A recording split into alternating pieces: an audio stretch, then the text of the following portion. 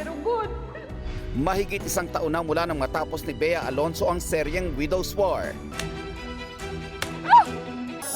At mula noon, pansamantala muna siyang lumiban sa showbiz para pagtuunan daw ang mga bagay na hindi niya nabibigyan ng atensyon noong busy siya sa pag-arte. I focused on my personal life, my business, so things are great. Feeling ko nakapag-create na tayo ng foundation. So I'm very happy about that. And I discovered a lot of things about myself that way.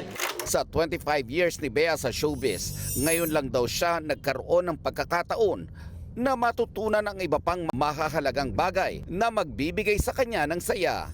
There are many things na, and may mga simple joys na na-miss ko.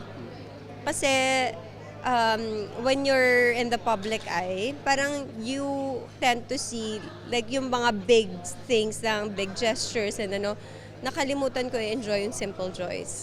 Malaki raw ang naituro sa kanya ng kanyang boyfriend na si businessman Vincent Co. Pero sa mga tanong tungkol sa pag-level up ng kanilang relasyon, partikular na sa engagement at pagpapakasal, ngiti lang ang isinagot ni Bea. As much as I would like to share with you, pero syempre kasi I'm also protecting someone who's not from showbiz. He has a private life. He's a private individual. Magbabalik acting soon si Bea sa isang kakaibang serye dito sa Kapuso Network, ang Whispers from Heaven. Makakasama niya sa serye sina Tom Rodriguez, Cassie Legaspi, and in her first Kapuso project, Maricar Reyes. Siguro kapag gagawa ako ng susunod kong teleserye since yun nga, 25th, na-realize ko 25th year ko na in the industry, it has to mean something to me. It has to mean something to my audience.